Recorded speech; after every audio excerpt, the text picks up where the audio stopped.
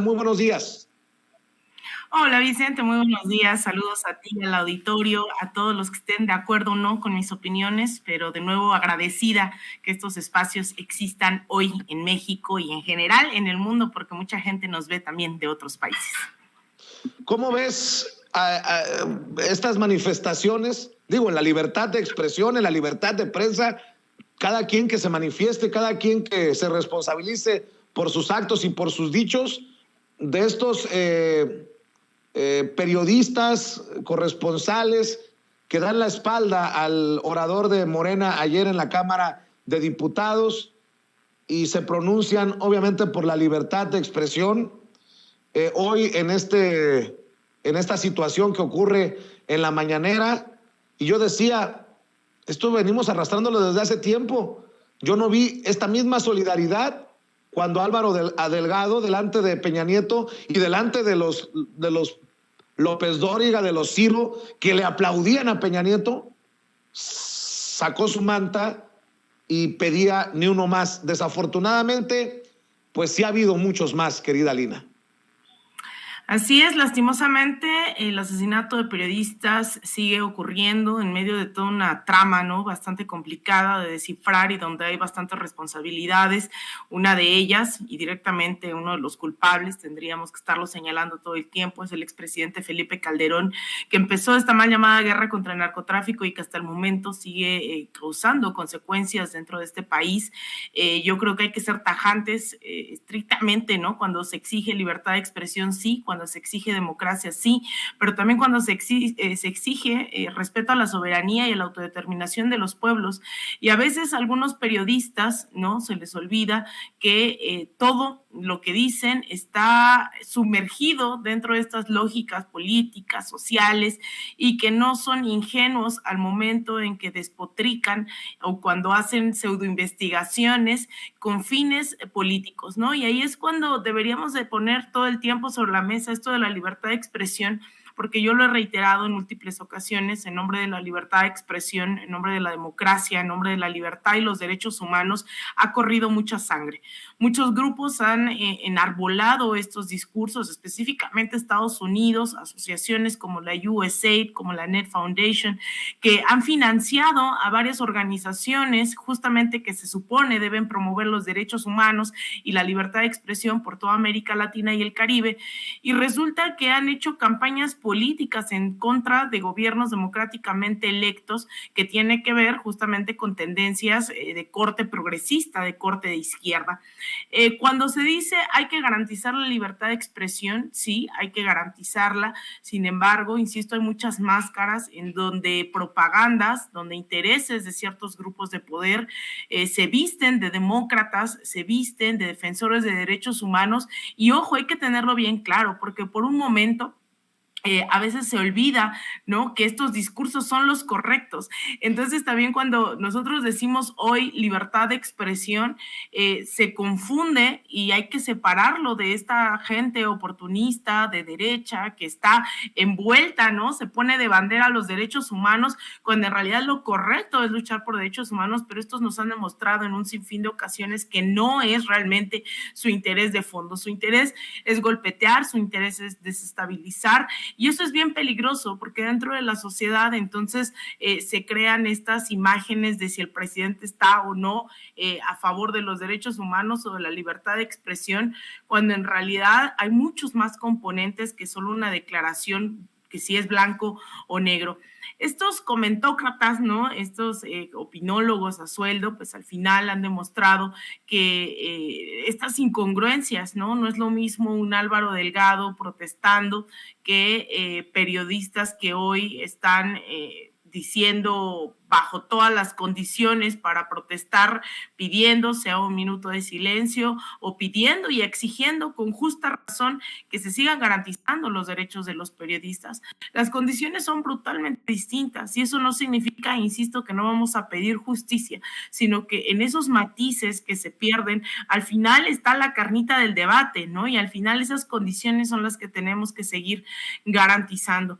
Yo no aspiro a que todos estemos de acuerdo, simplemente en este espacio nuestras opiniones han sido muy diversas, nuestras opiniones a veces son encontradas y eso no significa que no estemos ejerciendo esa libertad de expresión, que no estemos poniendo a debate las inconsistencias o las opiniones o todo lo que nos venga en gana, ¿no? Sin embargo, creo que hoy la derecha está haciendo uso de esa bandera que se ha usado en múltiples ocasiones, que es el de la libertad de expresión, y es muy, muy, muy peligroso, ¿no? Es estos matices en donde activan a Miami, ¿no? Y hoy Miami trae una campaña brutal diciendo que aquí hay una dictadura, así como se empezó desde hace 20 años en Venezuela con la dictadura, como se dice que en Cuba hay una dictadura. Es decir, todos estos personajes ya se están activando, a veces lo hacen por el tema de derechos humanos, a veces lo hacen por el tema de democracia, ahora lo están haciendo con el tema de libertad de expresión, y ahí es cuando digo, quien tiene que saltar, ¿no? Y que a veces les digo a las personas, ¿no? Creo que desde Palacio Nacional se está librando la batalla, pero también creo que se tiene que entender que a este intento de golpeteo, a los intentos de desestabilización y golpismo en América Latina, se les ha detenido con la gente informada, la gente organizada, pero también la gente movilizada. Y en ese sentido, incluso mañana va a ser interesante aquí en la Ciudad de México una movilización con el tema de la reforma eléctrica. Eso también es un gran medidor de cómo se está asimilando la información en este sexenio, cómo se está dando respaldo a estas posturas, ¿no? del presidente Andrés Manuel López Obrador. Así que estos son termómetros de saber hasta dónde la derecha puede avanzar porque el pueblo le va a dejar, ¿no? Entonces, ahí hay que tener todos esos matices claros. Querida Lina, por lo que pasa en Honduras, y grábenme muchachos, por lo que pasa en Honduras, pregunto, ¿para cuándo México? Arrestan al expresidente Juan Orlando Hernández, quien tiene que enfrentar a la justicia en Estados Unidos. Y las imágenes, pues, nos han llevado a muchos a decir, ¿como para cuándo, Felipe Calderón? ¿Para cuándo? Y digo, ¿para cuándo México? Porque hemos visto en el caso de Guatemala que se ha juzgado y se ha encarcelado, se ha mandado a prisión a expresidentes. Tenemos a este expresidente de Honduras que literalmente acaba de dejar el poder y que tiene que enfrentar a la autoridad estadounidense por los cargos que se le imputan. Y en México parece que hemos tenido puro presidente honesto, digno, impoluto y libre de pecados, casi celestiales. Mi querida Lina Duarte, mientras déjame mostrar las imágenes, déjame primero mostrar las imágenes y luego escucho tu opinión, tu comentario. Échamelas, mi querida Ceci, son las imágenes del expresidente de Honduras siendo arrestado.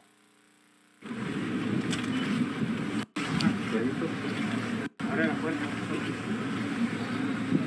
Se podría hacer un registro. Un registro con protocolo que utiliza en la lista.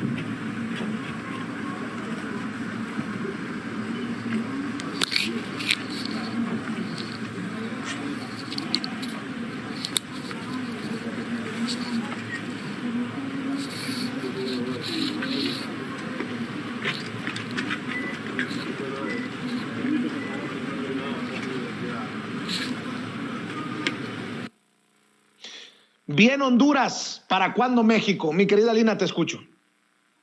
Pues mira, hay un gran debate, hay gran sorpresa y sobre todo felicidad también, hay que decirlo, de muchos sectores de la población hondureña que durante muchísimos años se la pasaron insistiendo en que el gobierno de Juan Orlando Hernández estaba coludido directamente con el narcotráfico en este país y aún así las autoridades no hacían nada al respecto. Hace un año vimos en la misma situación a su hermano, a Tony Hernández, llevado a las Cortes de Estados Unidos justamente por el tema del narcotráfico, por haber llevado armas a Estados Unidos y fue juzgado y sentenciado ya en Nueva York, en donde se encuentra preso. La gente se preguntaba en las calles el pasado mes de noviembre que estuvimos ahí en Honduras recorriendo varios de los municipios en el marco, en el contexto de las elecciones presidenciales. La gente estaba muy indignada y se preguntaba por por qué, si el hermano ya estaba en la cárcel, Juan Orlando Hernández no había sido llamado a testificar o se le había inculpado de algo. Dicen que la justicia llega tarde, pero llega, y también mucha gente a través de redes sociales en Honduras, estaba yo leyendo, se encontraba un tanto indignada. El gobierno de Estados Unidos esperó hasta el final de sus días a que terminara su administración después de haberse incluso reelecto de forma ilegítima en el año 2017, contrario a la ley. No se podía reelegir, la Constitución no permite la reelección en Honduras, y el presidente Juan Orlando Hernández en ese entonces decidió reelegirse con todo un fraude, con cerca de 30 personas asesinadas en las calles de Honduras, y hoy pues lo mandan a llamar, pero curiosamente nuevamente hay que tener claro este debate sobre el rol que juega Estados Unidos, ¿no? Hay veces que mientras la gente está celebrando que haya sido llamado por una causa de narcotráfico y tráfico de armas, pues siga siendo Estados Unidos el policía del mundo, y las autoridades locales y nacionales no sean capaces, ¿no?, de procesar a un personaje que además hoy se da en un gobierno que ha sido democráticamente electo, que no hubo duda alguna de que Xiomara Castro ganó la presidencia de Honduras el pasado 28 de noviembre, y que bueno, llega tarde, pero ya vemos ahí a Juan Orlando Hernández siendo esposado. La Policía Nacional llegó el día de ayer hasta su casa, y el día de hoy ha sido llamado a pues comparecer ante un juez, así lo ha informado el día de ayer el ministro de Seguridad, Ramón Savillón, que va a confrontarse, va a dar sus primeros testimonios y después se evaluará esta extradición solicitada por Estados Unidos. Insisto, es el segundo de la familia que ya se encuentra, ¿no?, bajo la mira de Estados Unidos, y también llamaba la atención estos comentarios de mucha gente en donde pues se preguntaba, ¿no?, si realmente iba a ser efectiva esta condena, si realmente se iba a llegar a la justicia después de tantos años, y hasta dónde Estados Unidos iba a ser capaz de seguir pues investigando, ¿no? Y también pues había sido un gran aliado de Estados Unidos en Centroamérica, había sido su principal aliado en la región,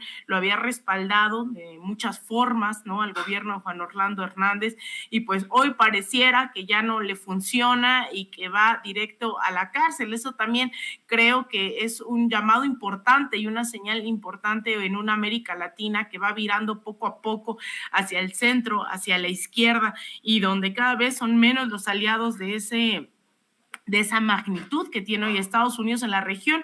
Chile, que pues ya en unos meses, en un mes y medio, estará llegando ya al gobierno Gabriel Boric, pero era un gobierno de derecha aliado de Estados Unidos, el de Chile, de Sebastián Piñera, y también pues Colombia con Iván Duque, que en los próximos meses también se enfrentarán, en mayo se enfrentan a las urnas, irán a las elecciones en Colombia en unos meses, y también todo indica que el candidato que va a la delantera es Gustavo Petro, del Partido Colombia Humana y de la coalición Pacto Histórico, y que pues Estados Unidos estará cuestionándose cómo va a seguir esa alianza en el principal aliado de Estados Unidos en todo el continente, y donde tiene varias bases militares por la cercanía con varios de los países, sea Brasil, sea Venezuela. Así que creo que también es un mensaje geopolítico de hacia dónde puede virar el continente, y de que no es cualquier cosa que hoy Estados Unidos esté pareciendo que aplica la ley de seguramente algo que conocía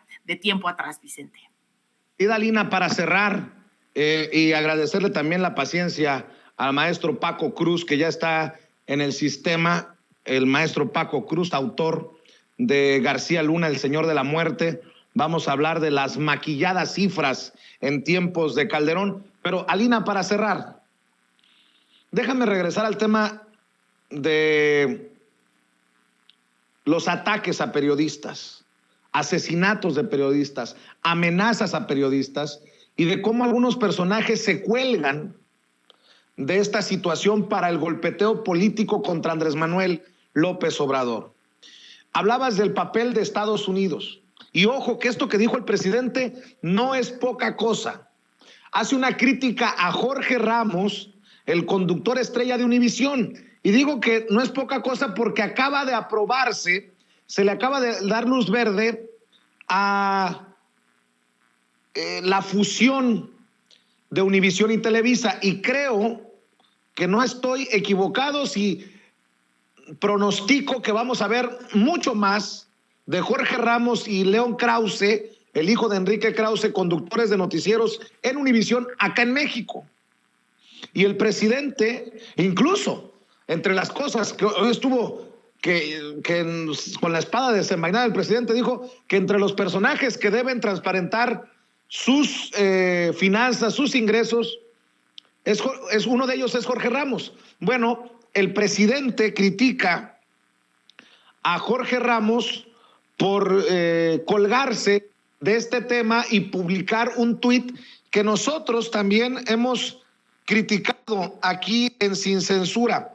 Vamos a ver y escuchar al presidente Andrés Manuel López Obrador y ya me das tu opinión acerca del papel de Estados Unidos, los medios desde Estados Unidos para buscar incidir en la política mexicana. Eso es lo que dijo el presidente.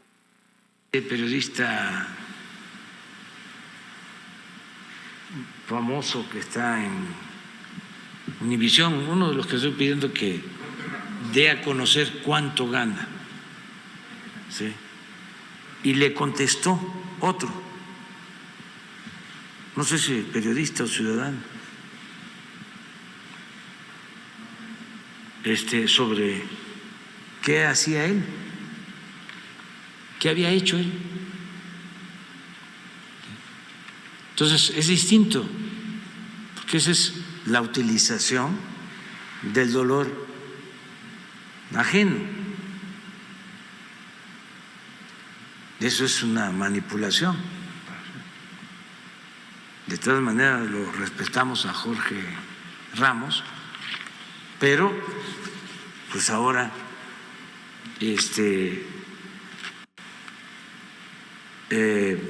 pueden utilizar estos lamentables casos de asesinatos de periodistas. Bueno, lo que Fabricio mencionó, para atacarnos. Bueno, así lo dijo el presidente Andrés Manuel López Obrador sobre Jorge Ramos. Y es que Jorge Ramos escribió en el periódico Reforma: nos están matando a todos. La columna sobre cómo el gobierno de López Obrador está en camino de convertirse en el más letal para periodistas y para todos los mexicanos. No podemos aceptar como normal tanta muerte. Y también escribió en inglés una columna, Jorge Ramos, que dice precisamente sobre este tema, que México se ha convertido en el país más peligroso para ejercer el periodismo. ¿Cómo ves? Buscan incidir desde el extranjero también en este tema, y me llama mucho la atención que Jorge Ramos hable de periodismo independiente cuando él tiene todo menos independencia en Televisa. Dice: here is my column about the killing of journalists in Mexico. It is one of the most dangerous countries in the world to be an independent journalist, and most crimes against the press go unpunished. Uno de los países más peligrosos para ser un periodista independiente. ¿Y de qué habla él? ¿Por qué se sube a esta ola si él no es independiente? Salvo que tú me corrijas y me digas otra cosa, querida Lina. Pero ¿quién es Jorge Ramos, no? ¿Y con qué autoridad hoy viene a hablar de ese periodismo independiente cuando sabemos que también gana miles de dólares, ¿no? A través, y que justamente pues esta fusión de Televisa con Univisión lo único que nos hace creer es que pretenden ser este gran monopolio, ¿no?, de la información, y sobre todo qué peligroso, porque nuevamente se está tratando de llegar no solamente a la comunidad en México a través de Televisa, sino Univisión, que pues también llega a un gran sector en Estados Unidos, y que un poco esa es la apuesta, ¿no? Intrínsecamente hablando de un proyecto como Latinus, el hecho de crear estas narrativas dentro de grandes sectores, sobre todo no es coincidencia en Estados Unidos, que tengan la capacidad de legitimar sobre todo agresiones a gobiernos democráticamente electos. Jorge Ramos, durante los últimos años hemos visto que no necesariamente se ha de dedicar se ha dedicado a cuestionar al mismo gobierno de Estados Unidos. En ese momento se hizo famoso por haber cuestionado a Donald Trump, recordaremos, lo sacaron de la Casa Blanca. Sin embargo, ha vivido durante los últimos años cuestionando lo que ocurre, por ejemplo, en Venezuela, no ha quitado el dedo del renglón, incluso hizo un libro de esta entrevista donde Nicolás Maduro, y que pues ahí está en línea, ¿no? La pueden ver, le dice como tú no eres un periodista, no eres un provocador, no voy a caer en tus provocaciones. Y llega con esta actitud, ¿no? Hablando de dictaduras, hablando de derechos humanos, de presos políticos, en donde se les dice, bueno, vamos a contrastar la información que tú tienes con otras informaciones, pero al final, pues, ¿quién es Jorge Ramos? Sino justamente este periodista que se dedica a generar esas expectativas a nivel internacional sobre las narrativas que ellos están decidiendo, y además esto resulta un buen negocio porque tienen no nada más a sus voceros dentro del periodismo, tienen a sus voceros dentro de organizaciones de derechos humanos, entonces unos hacen eco de los otros datos y entonces citan a Human Rights Watch, ¿no? Para darte informes en contra de ciertos gobiernos. Es decir, hay un ciclo de las narrativas imperialistas que sí tienen un objetivo claro, que es deslegitimar a ciertos gobiernos, sobre todo, insisto, de corte progresista. Y vienen los ataques de Miami, que yo no dejo de poner el dedo sobre el renglón. Miami ahorita está desatado con el tema de Loret de Mola, con el tema de las empresas españolas, están todos los días hablando en contra del gobierno de México y de la democracia y los derechos humanos y una dictadura, ¿no? En este país. Entonces ya están arrancando, y claro que un personaje como Jorge Ramos pues les cae como anillo al dedo, ¿no?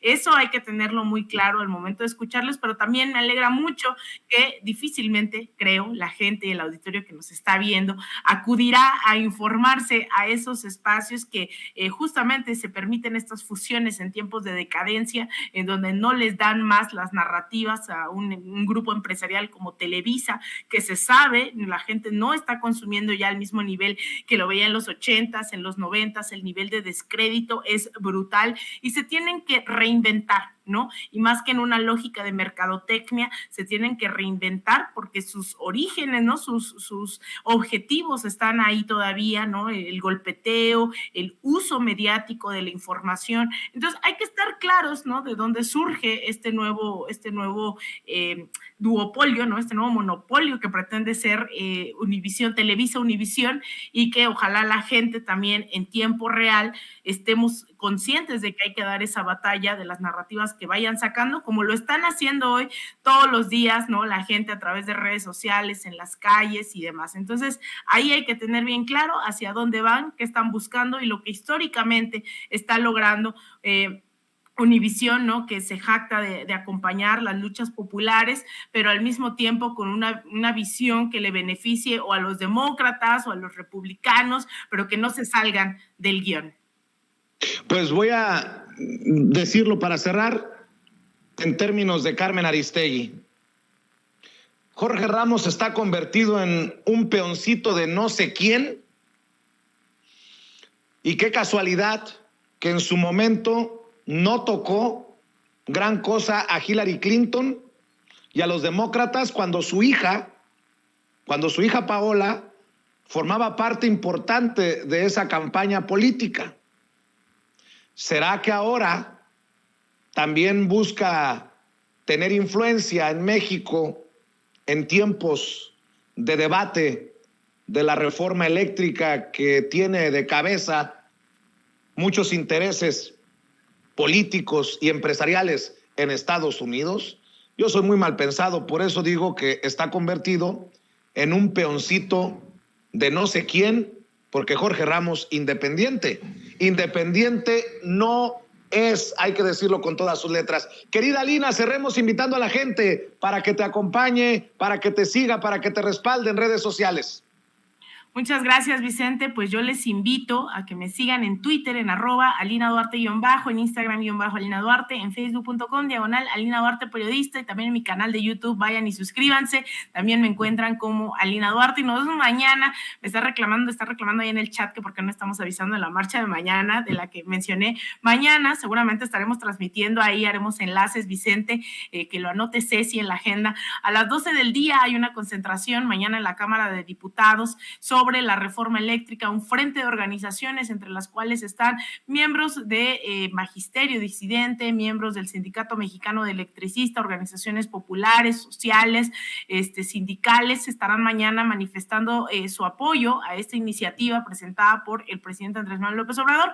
Mañana a las 12 del día en la Cámara de Diputados, ahí estaremos transmitiendo, ahí estaremos pues viendo, acompañando a la gente, preguntándoles por qué apoyar esta reforma eléctrica, así que mañana desde allá estaremos seguramente transmitiendo en alguna de las emisiones de Sin Censura. Pues bueno, te mando un abrazo a ti, a todo el equipo, al auditorio de Sin Censura, a todos los que se quejan a veces de lo que digo, lo que no. Bendita sean las redes sociales, bienvenido el debate, yo soy feliz de aquí que sigamos hablando, y saludos a todos y todas quienes están ahí en el chat compartiendo todos sus comentarios. Te mando un abrazo, Vicente, muy bonito día a ti, a todo el equipo y al auditorio Sin Censura. Gracias, querida Lina Duarte. Nos vemos entonces para reportar desde la Cámara de Diputados. Y déjeme